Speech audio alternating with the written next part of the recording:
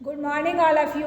आज हम लोग बात करेंगे बौद्ध दर्शन और जैन दर्शन के बारे में, जो कि तुम लोग के नेक्स्ट जो टेस्ट होने वाला है क्लास टेस्ट में आएगा।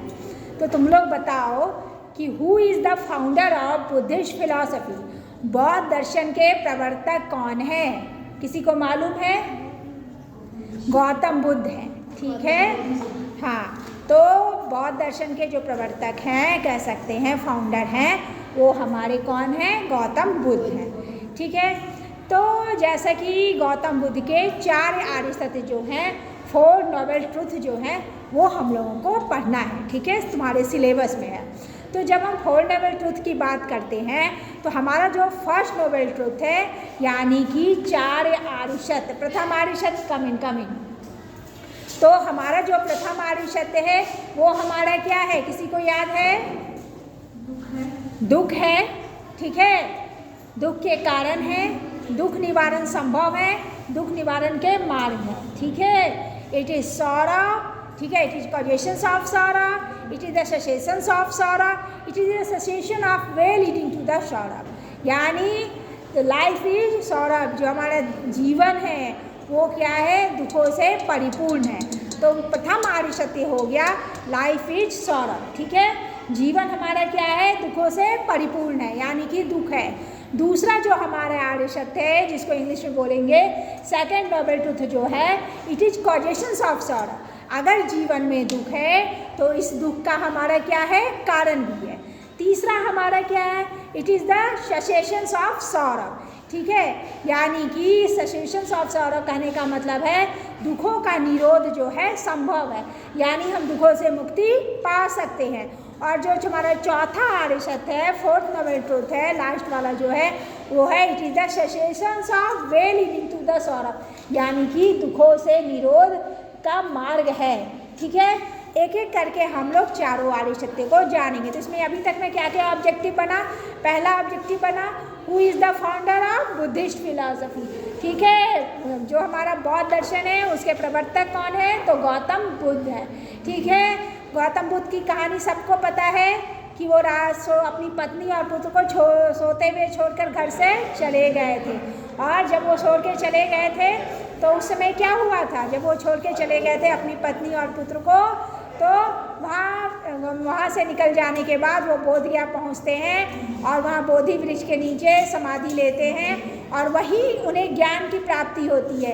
कहा जाता है कि सुजाता जो रहती है, एक शूद्र कन्या रहती है, और सुजाता जब खीर खिलाती है गौतम बुद्ध को, उस दिन बुद्ध पूर्णिमा रहता है, और जब वो खीर को खाते हैं तो गौतम बुद्ध को ज्ञान की प्राप्ति होती है, ठीक है। गौतम बुद्ध को क्या होता है? उस समय ज्ञान की प्राप्ति होती है, ठीक है ना। तो इस तरह से गौतम बुद्ध की जीवनी है। क्या वजह था, क्या ऐसा कारण था कि गौतम बुद्ध घर से त्याग कर निकल गए थे? कोई बता सकती है? तुम लोग में बताओ, क्या ऐसा वजह रहा? कोई तो बात होगा कि वो अपनी पत्नी और पुत्र को सोता हुआ छोड़ के घर से चले गए। क्या उनके मन में कौन सी बात घर कर गई थी जो अपनी पत्नी और पुत्र को सोता हुआ छोड़कर चले गए? नहीं मैम, जब वो घर से पहली बार बाहर निकले तो बुढ़ा जो बीमार इंसान था उसको देखे थे, डेड बॉडी को देखे थे, और उसके बाद कुछ ऐसी कुछ देखे थे। तो हाँ, सही बोली। उनके मन में 3 बातें घर गई थी। एक वृद्ध व्यक्ति को देख करके, दूसरा मृत्यु को देख करके, तीसरा रोग को देख करके। ये 3 बातें जब वो जा रहे थे, कहीं जा रहे थे, तो उन्होंने देखा कि एक लाश जा रहा है और उस पर बहुत सारे लोग रो रहे हैं, विलाप कर रहे हैं।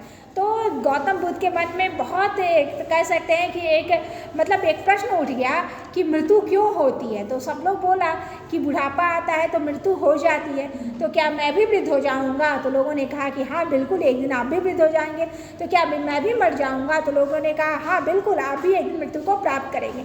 तो गौतम बुद्ध चिंता में पड़ गए, ये रोग क्यों आता है, ये बुढ़ापा क्यों आता है और ये मृत्यु क्यों आती है? अगर मृत्यु आती है तो फिर ये जीवन का अर्थ क्या है? ये बात रोग, बुढ़ापा और मृत्यु उनके मन में इतना घर कर गई, जिसको हम लोग कह सकते हैं disease, old age and death. ये 3 बातें इतना मन में घर कर गई कि वो घर में अपनी पत्नी और पुत्र को छोड़ करके चले जाते हैं ज्ञान की प्राप्ति के लिए, कि वास्तव में ज्ञान है क्या।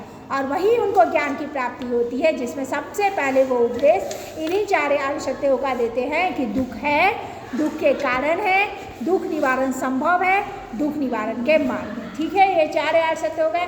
तो सबसे पहले हम लोग प्रथम आर्य सत्य की चर्चा करेंगे। ठीक है, जैसे एग्जाम में ऑब्जेक्टिव में पूछा जाएगा कि सेकंड नोबल ट्रूथ क्या है, हम 4 ऑप्शन दे देंगे, sorrow, causation of sorrow, cessation of sorrow, way leading to the cessation of sorrow. तो जिसको पता रहेगा वो टिक मारेगा। सेकंड नोबल ट्रूथ क्या है हमारा, it is causation of sorrow. Third noble truth में क्या आएगा, निर्वाणा और परिनिर्वाणा आएगा। इस तरह का ऑब्जेक्टिव पूछा जाएगा एग्जाम में। ठीक है, तो ऑब्जेक्टिव के लिए तैयार रहना है। तो प्रथम आर्य सत्य, फर्स्ट नोबल ट्रूथ क्या है, द लाइफ इज सौरव। ठीक है, हमारा जो लाइफ है, जीवन जो है दुखों से परिपूर्ण है। ठीक है, किस किस तरह का दुख होता है, ठीक है, दुख है, ठीक है, जैसे जन्म में दुख है, the birth is painful, old age is painful, death is painful, फिर अगलीनेस कह सकते हैं, हमारा anger, hatred, these are also painful होता है। कहने का मतलब जन्म में भी दुख होता है, मृत्यु का भय भी दुखप्रद है, बुढ़ापा भी दुखप्रद है, प्रिय से वियोग हो जाए तो भी दुखप्रद है, अप्रिय व्यक्ति जिसको हम पसंद नहीं करते वो मिल जाए तो भी दुखप्रद होता है। किसी चीज़ को अगर हम चाहते हैं, अगर वो चीज़ हमको मिल भी जाती है तो उसके खो जाने का जो भय रहता है वो हमारे मन में बना रहता है, फलता हम क्या होता है तो भी सुखी नहीं हो पाते। इस तरह जीवन में हर एक चीज़ जो भी है वो कहीं ना कहीं हमको दुख देती है। तो इस तरह से गौतम बुद्ध ने कहा सर्वम दुखम दुखम, सब जगह दुख ही दुख व्याप्त है। दुखियों ने इतना आंसू बहाया कि उसका जल जो है वो महासागर से भी अधिक होता है। क्या से अधिक होता है, महासागर से भी अधिक होता है। धम्मपद में कहा गया समस्त संसार आग में जल रहा है, फिर सुख मनाने का अवसर कहा। तो इस तरह से प्रथम आर्य सत्य में गौतम बुद्ध दुख की व्याख्या करते हैं। समझ में आया, कहीं मुश्किल लगा तुम लोग को?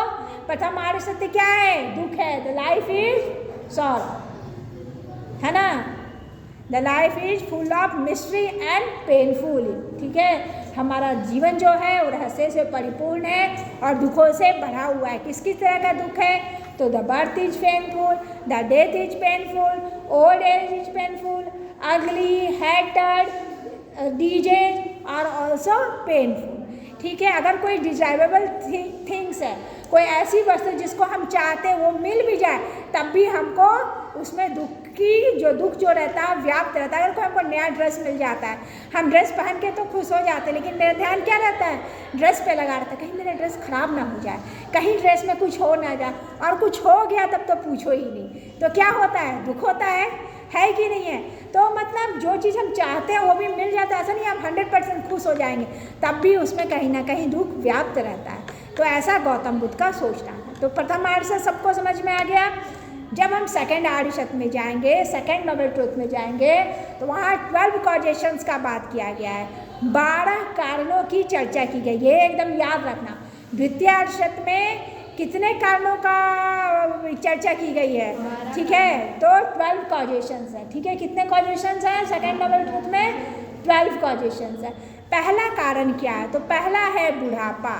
ठीक है, ओल्ड एज एंड डेथ, जिसको हम लोग कहते हैं जरा मरण और मृत्यु, यानी बुढ़ापा आता है और मृत्यु आती है। तो मनुष्य का सबसे बड़ा दुख क्या है, बुढ़ापा और मृत्यु होता है। ठीक है, ये जरा मरण का कारण क्या है, तो जाति, इंग्लिश या हिंदी हो दोनों में सेम ही वर्ड है, तो जाति।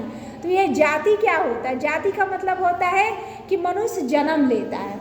ये बुढ़ापा क्यों आती है, ये मृत्यु क्यों आती है, क्योंकि हम जन्म लेते हैं। अगर हम जन्म ही ना ले तो क्या बुढ़ापा आएगा, क्या मृत्यु आएगी?